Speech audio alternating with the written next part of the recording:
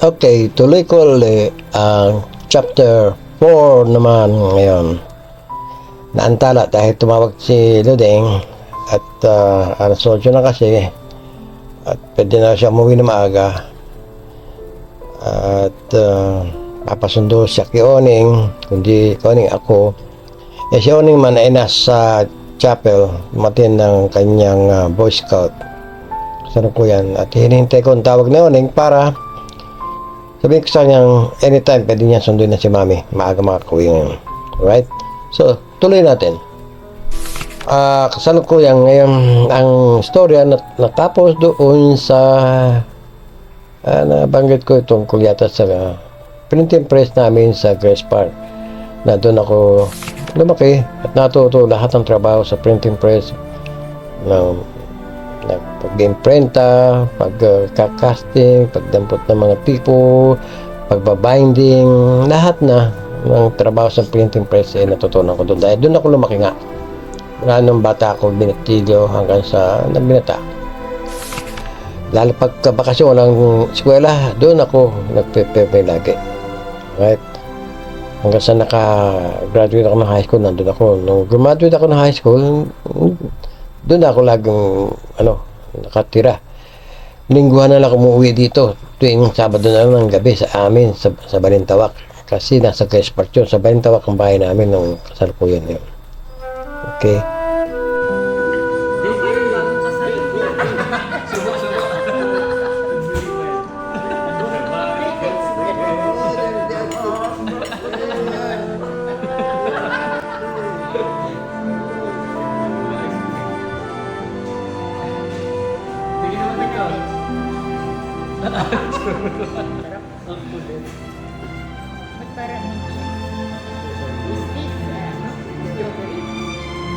Now, ituloy natin ang istorya na.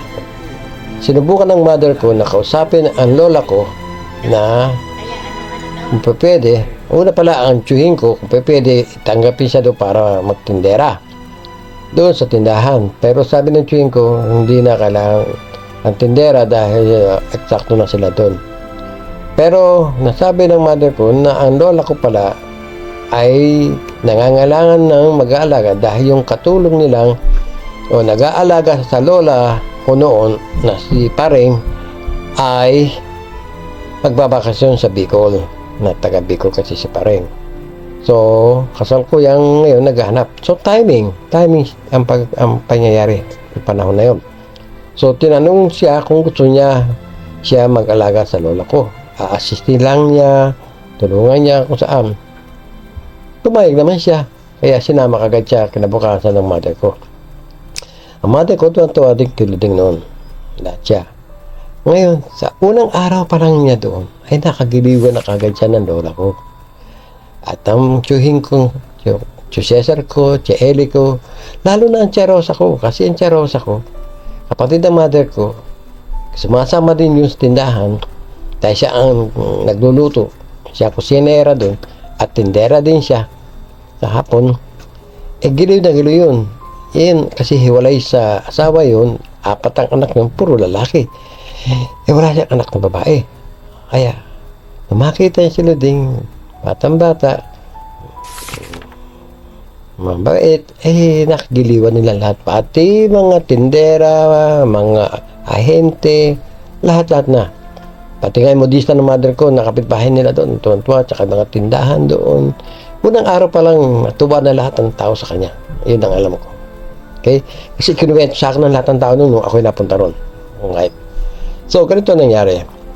Nagsimula na nga siya magtrabaho doon at hindi na siya sa amin umuwi at sumasama na siya sa lola ko pauwi ito sa Grace Park. Kasi ang lola ko ay araw-araw sumasama sa kotse papunta sa tindahan galing sa Grace Park, 7th Avenue, 4th Street. Para na maglibang siya ang lola ko. Magbantay din sa tindahan. Kasi meron siyang sariling pwesto niya Maliit na lamensita, nilalabas doon. At saka may upuan siya doon. Kung ano lang gawin niya doon.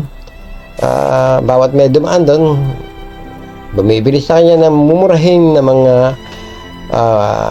mga slightly damaged na mga nobena, librito, rosaryo, medalya, ganyan. Yun ang tinitinda ng lola ko doon sa labas. Sa labas ng tindahan lang. Okay? Para lang malibang siya. Kaya niya ginagawa yun. Tapos doon, tutulog lang siya doon pagkatanghali. Kaya. So, ganun ang rota nila. Ano yan kaya? Gawin lola. Ano? Gawin lola. Come on. Stop. Stop.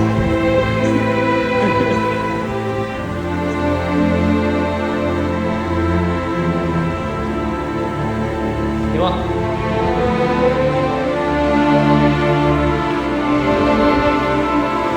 Okay. Bye. Wave naman kayo sa akin. Tumusok kayo.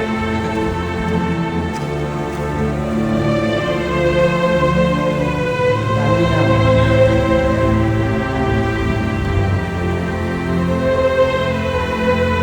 Tuwing umaga, si Luding, sinasama ng tiyahin ko muna pala, doon sa Grace Park, malapit doon sa bahay nila, may palengke, sa Port Avenue at saka 7 Avenue.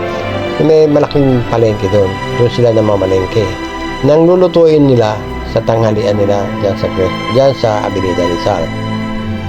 Kaya, lahat sila, sama-sama sa kotse, ang tiyuhin ko, ang pisang kong si Kuya Berting ang nagmamaneho, kasama ang Tia Rosa, ang Lola, at saka si Luding sa kotse.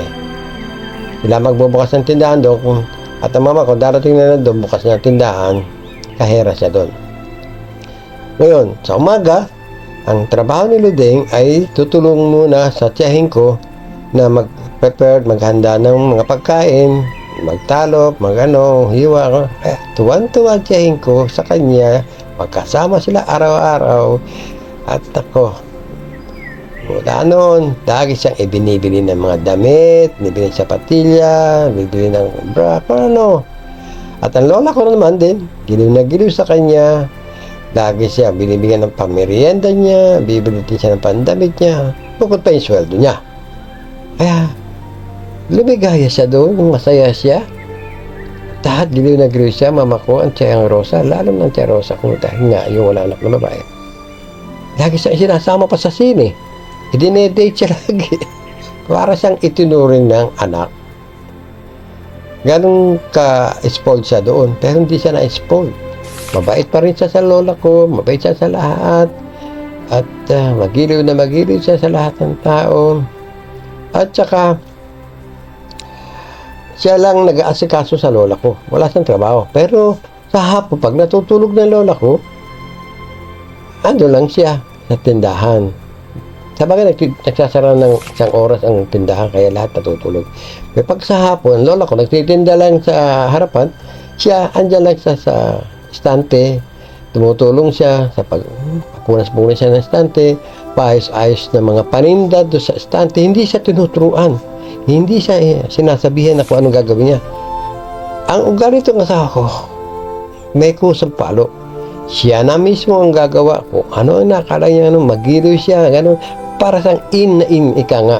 Ganong katindi ang ganitong napangasawa ko. Hindi niya nilalaktawa ng pagiging, ganun lang niya siya, sabihin katulong siya o taga-alaga na siya ng lola ko. Pero, ang pakikasama niya, para siya kamag-anakan doon. Genuine ang pakikasama niya. Magiliw siya. Hihimasin niya sa likod, sa braso, sa kamay, ang kausap niya, kahit sinong kausap niya, lalo. ang alam ko dito sa asawa ko, pag nadantayan lang niya ng kanyang kamay, ang isang tao ay hulog na kagad ang loob sa kanya. Ganong kalakas ang kanyang tinatawag na karisma. Ang karisma ng asawa ko ay simple. Hindi ko masasabi siya ay napakaganda. Bagamat siya ang pinakamagandang babae sa balatan para sa akin. Pero, ang karisma niya ay naiiba. Naiiba noong pa, lalo na nung bata pa nga siya. Kahit saan siya mapunta, kahit siya nasa Grace Park, okay? ang routine nila, pag uwi na sila sa Grace Park, nandun na sila, alas 6, nandun na sila. Dahil alas 5 pa lang, sarado na ang tindahan namin, kaya aga pa, nasa Grace Park na sila. Ihanda na niya hapunan ng lola ko, ganyan. Tapos pahinga ng lola ko, nanonood ng TV. Siya naman, kahit anong lang gawin niya, malaya siya doon. Ang gagawin ng tiyahin ko yung isa, na ang pangalan si Chaeli, may tindahan yung tiyahin ko sa baba ng bahay nila, malaking bahay. Malaki lang, napakaraming kwarto doon sa taas ng bahay. At ang prentahan na sa silong at sa harapan ng tindahan, ng imprenta na may tindahan at sari-sari store. Natitinda sila lahat ng sari-sari store at saka ng mga beer o konting alak. Okay, ngayon may tindera doon. Laging sinasabihan siya, kung wala ka namang gagawin Luding, gusto mo, diyan ka na sa tindahan. Samahan mo na lang doon si Naseli. O, kaya yung isa pang tindera na. Oo naman siya, ganoon lang siya. Alam mo, mautak-tog ko eh. Hindi niya alam kung ano dahilan, pero ako alam ko. Na nga, dahil nga siya, may karisma siya, alam mo na, dadami na naman ang mga tao sa tindahan, tatambay, lalo na karamihan lalaki, yung mga binatilyo, nagtambayan lahat yan. Lagi gusto lang siya makita.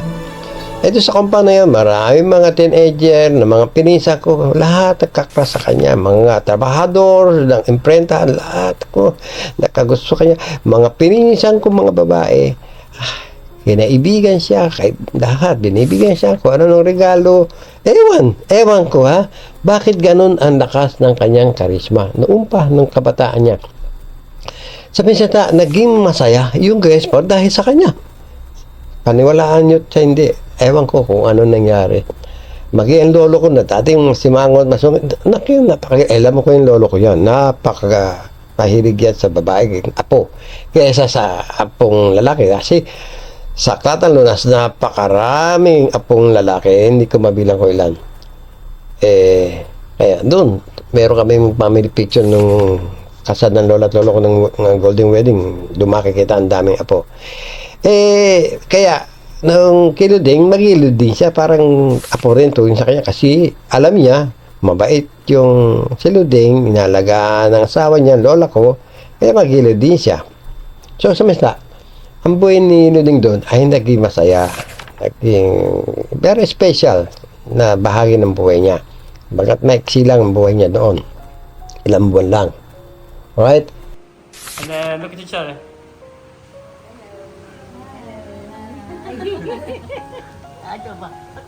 Pero pa sa kanya naging masaya siya doon. Haba. Kaya kung linggo, walang trabaho, ando na siya sa compound. Ika nga lagi siyang dinadalaw ng mga pisa ko, lalo to si Sol, halos kasi edad niya si Sol. Ate nga ang tawag sa kanya eh. Kaya tandala siya ng konti. Kaya ibigan siya yung matalik, gustong siya maging kaibigan. Lahat doon, mga katulong, magliliw sa kanya. At maging mga magulang sa labas, mga kapitbahay, mga modista doon, gustong-gusto siya. Doon na namimili sa tindahan. Kaya lumakas ang tindahan dahil nandun siya. Gusto makita siya. Kinukumbita siya doon sa kanyang mga pesto, sa mga modista, ganyan. Kaya pala may anak ng mga binatilyo, gusto ireto sa mga anak nila. Ganong katindi nung araw. Ewan ko kung ganyan. Ngayon, dito rin sa Grace Park, hindi pala, sa Grace Park yung unang kwento ko. Dito sa Avenida rin, sa araw, doon siya na nag-stay at nagluluto sila sa umaga, tatao sa tindahan, ganun din. Kaya yung modista ko, modista pala ng mother ko, nakatabi ng tindahan ng lola at lolo ko doon, modista ng mother ko. Madalas din siyang isinasama ng mother ko doon sa modista. Nakikilala, pinapatahi siya ng damit doon. Nagigiliwan din siya ng modista. May pamangkin yun na binatilyo na taga Pampanga. Wala naman doon.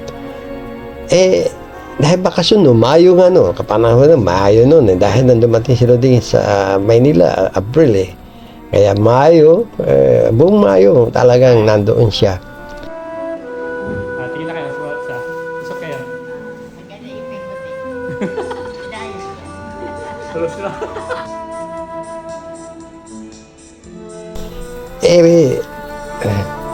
Pinalabas yung kanyang pamangkin para makita lang itong si Luding at para magustuhan, maligawan. At talaga nagkagusto naman din pamangkin, sabi nita. Ngayon, doon sa tindahan din, katabi ng modista, tindahan, sa kanto, giliw na giliw din sa kanya. At doon sa kabila, tindahan ng mga auto supply, ituwan-tuwa din dito sa asawa ko. Ewan, kahit sino, lahat ay napapalingon, lahat nagigiliwan sa kanya. Ganun ang lakas ng charm niya. Lalo na ang mga nakakilala sa kanya, lalo na ang mga nakasama niya na kasambahay, ganun kagiliw na sa kanya. Alright? So, sumisita, ako naman ang naging malungkot dahil nga hindi ko siya nakikita. Paano gagawin ko kaya? Dahil ako naman nag-eskwela dyan sa Greek Vocational School, dyan lang sa Santa Cruz. So, malapit lang dyan. Kaya ang ginagawa ko, bago ako dumiretso sa eskwelahan ko, dumadaan muna ako sa tapat ng tindahan. Hindi ako pumapasok sa tindahan. Dahil at that time, may mahabang istorya. Kaya, hindi ako pumapasok doon. Ang dahilan doon, yung nga, gusto ko lang makita siya, kahit hindi ako nagpapakita, kahit kanino sa kanya, pero siya, nakikita niya ako. Nandun lang ako sa kabilang kalsada. Pero, hindi ako nagpapakita sa iba. Sa kanya lang. Sinesenya sa siya, tatawa-tawa lang siya. Pero kapag kalinggo, nakakauwi naman siya sa amin, o sabihin, nakakadalaw paminsan. Katadalaw siya kay Lilia. So, ayun na nga. Kaya ang istorya, itutuloy ko sa susunod na chapter kung paano ako ay napalapit naman sa kanya.